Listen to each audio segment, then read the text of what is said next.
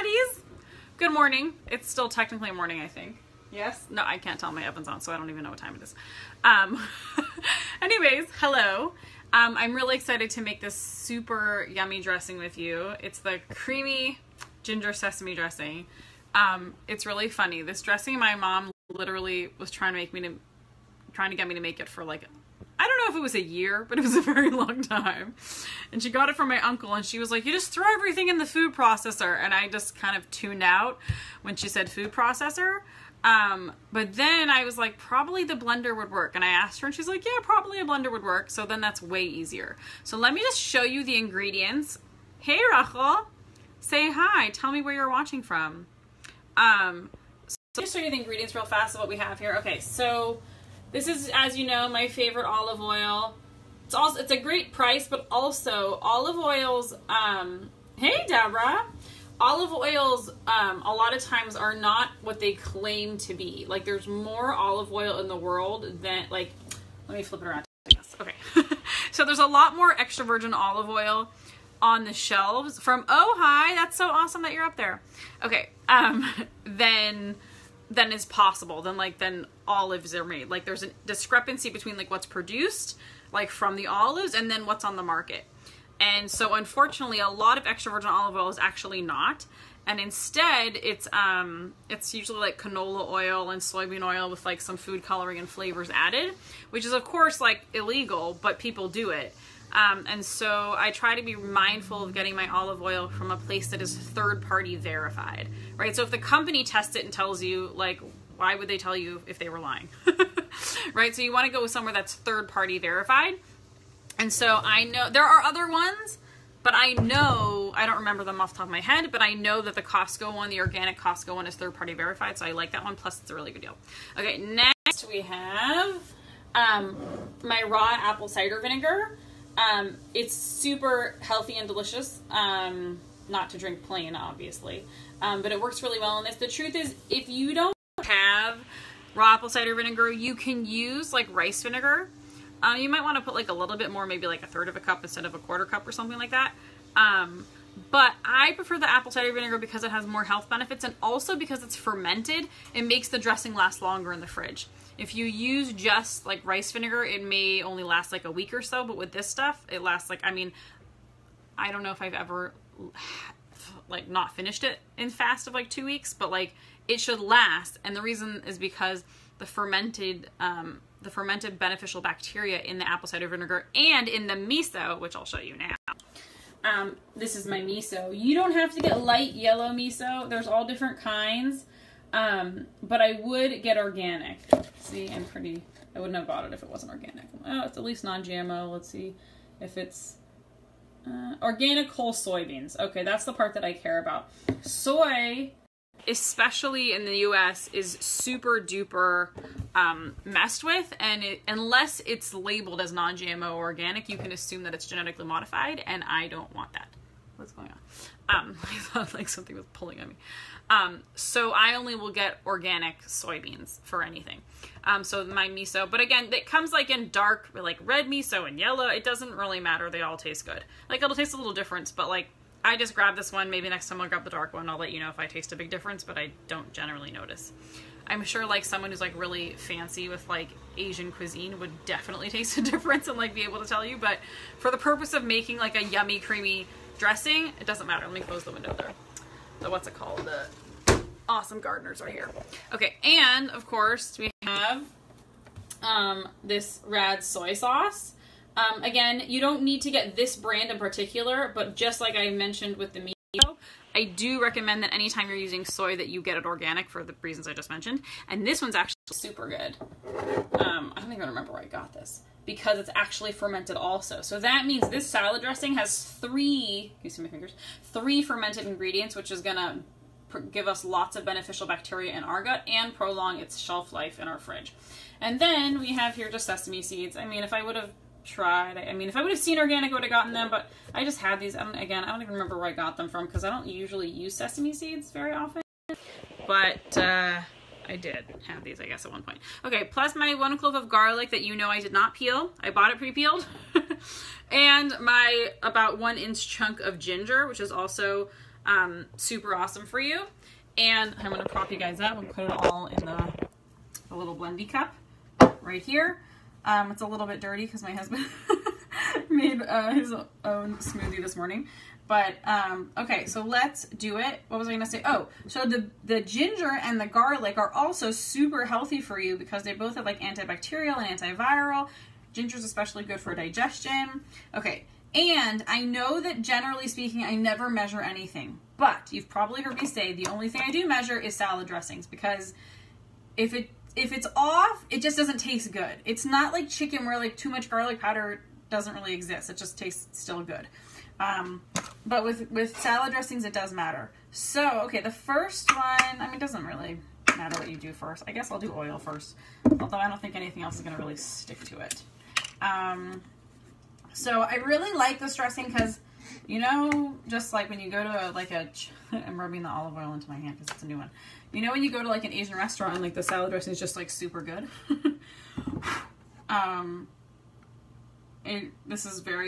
It's like that. It's just super yummy. It's super good. And so that's always fun to have something super good. Okay, so apple cider vinegar. Again, this is a good brand, but like honestly, I just got this one because it was at Costco and it's raw and organic. So like that does the trick for me. If it would have been another brand that was raw and organic, I would get that. If you just get regular apple cider vinegar that's not raw and organic, it will still taste the same, or I don't know the same. It will still taste really good. Again, I'm sure like a famous like real chef would know the difference, but I don't taste the difference. But okay, now we're doing tablespoon. But it's not fermented, and so it doesn't have the beneficial bacteria in it, and it won't preserve the dressing to last a long time. So that's the two reasons why I care. Okay, see, that's what it looks like from the bottom. I've been using a lot of it because basically the only thing I use it for is this dressing, and it's super good. So I measure, but not like perfectly. So I just like, you know, scoop it out like that. And I have another similar dressing that I make with this. And I'll teach it to you guys soon, but I haven't figured out the real like measurements yet. I'm always just like tasting and adding, so I don't want to give it to you until I actually know what to tell you. Okay, so that's our miso, a little on my finger. And we're gonna do our soy sauce. Again, you can use tamari, but like I would encourage organic. And so it's just going in here. One, boom. And then I'm just going to throw in my ginger and my garlic. And we'll start with 2 like spoons of the sesame seeds, and then after it's done blending, I'll check it and see like if I want it thicker or not. Okay, 1. Oh, a little more than 2, it doesn't matter. Okay. Like it's all yummy ingredients. You can't really mess it up. It's just if you don't measure at all and you eyeball it, that like, you know, it's not going to be good if it just tastes like oil, like, or if it's way too salty, like then it, you know. Anyways, let me just wash my hand real fast. Okay, so now we're just gonna blend it. Okay, so here's my blender. Again, you don't need to have like a fancy blender. I just have this one. Honestly, my husband makes commercials, like that's his business. He does commercials for like small businesses, or big businesses actually, and a lot of products. So one of the first ones he did was this blender, so that's why I have it. But you don't need to get like a big fancy one. Even like a little magic bullet or whatever will do the job. Okay, here we go. Boom.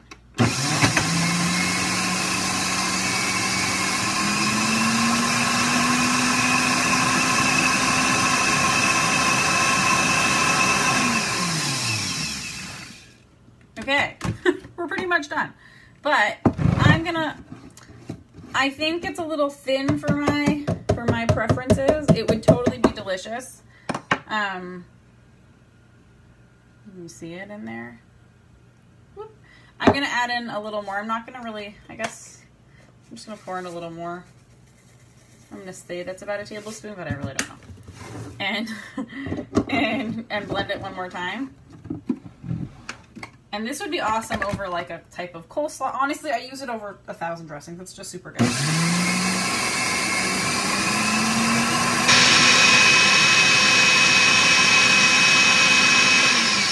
And if you don't have like fresh sesame seeds, You can just like put in tahina, but then honestly, I'm really not quite sure what the measurement would be. Like, I've done it, but I always am like, oh, not enough, too much, blah, blah, blah, and I wind up having to like go back. So if you're comfortable doing that, you totally can. Just washing my hands again.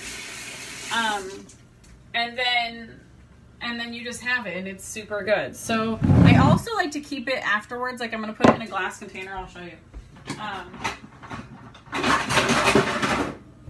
Like, I use Tupperware. I'll use plastic Tupperware sometimes. But especially if it's something that's acidic or has any kind of spice to it or heat to it, I'll really try just to do... So can you see, like, the consistency now?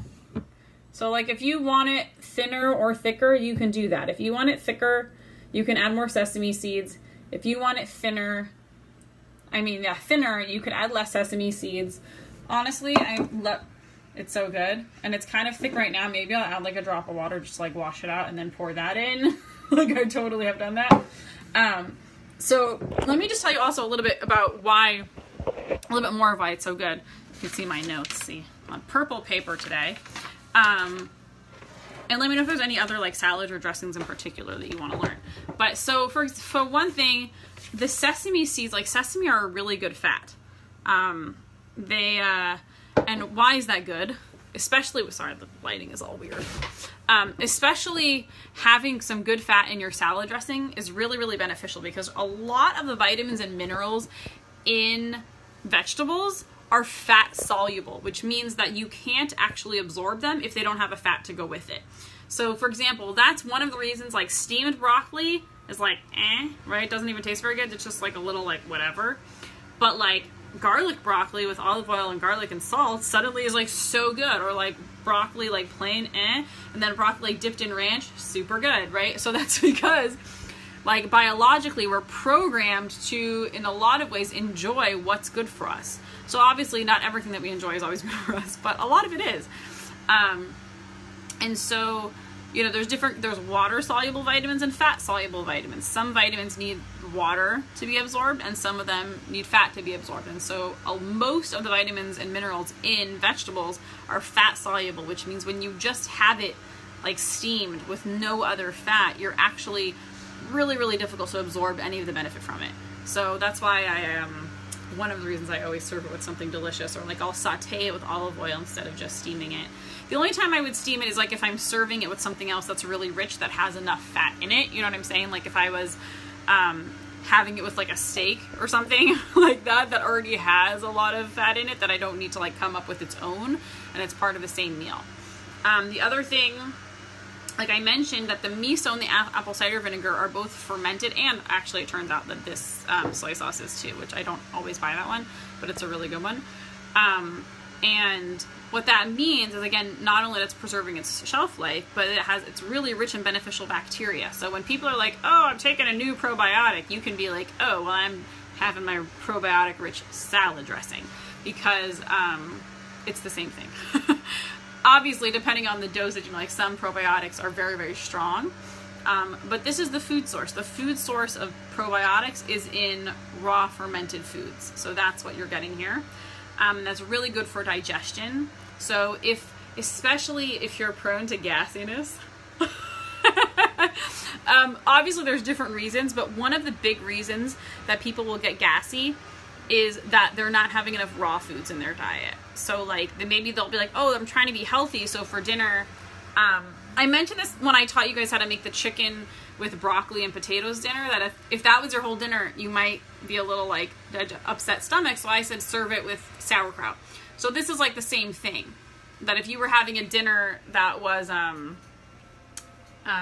don't know, salmon with green beans and quinoa or something like that, again, super delicious and healthy and full of nutrients, but it's all cooked, so there's no live bacteria, there's no enzymes, so it may cause a little bit of stinky farts. Again, honestly, if you do it once in a while, it's not gonna be a problem. But when I see it coming up is when people, like, you know, they're having cooked meals, 3 meals a day for a week or 2 weeks, and they're like, I don't know, I'm eating so well, but I'm so gassy. That's generally one of the first places that I check. So this helps with that, right? You're getting not just the raw vegetables, but even more beneficial bacteria from the fermented foods, because fermented has, I want to say like 7 to 10 times more enzymes and beneficial bacteria than just when it was raw. So like, any of the foods, I mean, these are all like, it's hard to identify them plain, but basically a plain organic soybean versus a fermented organic soybean that is now soy sauce or miso paste will have like 1/10 of the beneficial bacteria that it has once it is fermented, because basically all that good bacteria procreates, and that's what protects it essentially from going rotten. Like, people sometimes ask, what's the difference between something going bad and something fermenting? It's a good question, right? So some people make a joke and they're like, it just depends if you like that flavor. And I'm like, it's not the same thing. When something is going bad, it's dying. It means that there's good bacteria and bad bacteria. It means that the putrefying bacteria are winning. Hold on. Can I use pomegranate vinegar from Trader Joe's instead? It says raw and organic. It will definitely, I imagine, have a very different flavor. It will probably taste like pomegranate. I mean, health-wise, yeah. I've never tasted it. I probably should. It sounds really good. But if it has like a pomegranate-y flavor, then just have that in mind. It's going to be like Asian and pomegranate. I don't know. I mean, it won't be bad. I don't think. It just might be odd. You can try it and let us know. But I forgot. Now I forgot what I was saying. Of the raw vegetables having. Yeah. Anyways. Okay. If anyone wants to tell me what I was in the middle of, you're welcome to, and I'll come back to it. But also, like I mentioned, the garlic and ginger is really awesome because they're both antibacterial and antiviral. So that's also just like a boost to your immune system. And both of those things are stronger when they're ground up. So like if you just swallow a clove of garlic, like you just want to do that for your immune system or whatever, like that's good. But if you have like the cojones to chew it up, that's better. Of course, then you're going to smell like a walking garlic thing for, days. But it's blended up in here, so it's the medicinal properties are more available to us. And also they're raw. So garlic and ginger are also wonderful cooked, but they lose a lot of those antibacterial and antimicrobial properties when they're cooked, and so when they're raw, it's better for that. And then the last thing I want to share about is why having a delicious salad dressing like this will also help in a weight loss journey, in a maintaining weight journey, and just feeling good about your health and your weight in general. And that's because it's really important to have delicious things, right? Like I posted, I'm creating for you guys a really cool weight loss class. That's going to be like a real one. I have like a whole Google Slides I make. It's going to be really cool. It's not going to be, I think I'd like to think all my classes are really cool, but it's different from like the ones that I like, just sit down and talk to the camera like this. Are frozen garlic cubes any good? Yes. When they're frozen, they do lose some of their medicinal properties similar to cooking. Not as much, but they do lose some. Honestly, my biggest, like, quote-unquote beef with the frozen garlic cubes is that they usually put some, like, soy oil or canola oil in the cubes to, like, hold it together. It's not just the garlic, and I am not a fan of soy or canola oil. So that's really the biggest issue that I take. However, you could totally do it. But I often, I buy the pre-peeled garlic, and then usually around halfway through the box or whatever, it starts to get a little sad, and I'll find 2 of them are getting funky or whatever, so I throw away the funky ones, and then I put them in the freezer. And I will use frozen garlic anytime I'm cooking garlic, because you can't really, again, I'm sure a real chef, if any of you are real chefs that were trained in France, I'm sure you're horrified at my suggestion of using frozen garlic. But it works fine for me. And so anytime I'm adding it to a cooked dish, I'll do that. But for something like a salad, I try to use the fresh because I think it does have a difference in the taste and the nutrition, but whatever. But the other thing to say is that, the class that I'm going to talk to you guys about. That's coming. But I wanted to share right now just that a big part of what we are after when we're eating is an experience, right? It's not we're not robots. We're not just eating for fuel, right? We're not okay, I am done. We enjoy it and it tastes good. And what happens is if we don't have that experience, if it doesn't taste good and we don't enjoy it, it doesn't satisfy us the same way. So the same amount of food, like if we're focusing and we're experiencing the joy of it, we'll be satisfied with maybe one plate. But if we're distracted and chasing our kids, or like really stressed out and trying to like write an email while we're eating, like we don't know how much we ate, we certainly don't feel satisfied. And our metabolism, like if we're doing other things, our digestion and our metabolism also is not where it was, or where it could be, certainly. And like someone said, oh, that's why I brought it up on the post I wrote, because I want to like make sure that the class is like as effective for you guys as possible. I was asking, like, where do you find yourself getting stuck, right? Because normally when I do this, I do it one-on-one. So now I'm creating a course on how to, or a class on how to do something. So I want to like understand from you guys what you want to, you know, to get the questions answered beforehand. So someone said one of the things that's really hard is whenever she tries to do like the diet versions of something, it's never satisfying, which is totally true. You know what I'm saying? You can get like the, you know, a diet cookie, or a diet, you know, a low sugar this, or a blah, blah, blah. Especially the store-bought ones, like they're just not very good, you know? I'd like to think that stuff that I make is really good, but I wouldn't call that diet. I would just call that like healthy, you know, like this is just a healthier version. But I think the truth is that the stuff that I make, even my treats, are very satisfying. They're delicious and they're tasty. And so they do leave you with that satisfied, like happy experience, right? And so that's also why, obviously, you know, this is a yummy dressing and I like it.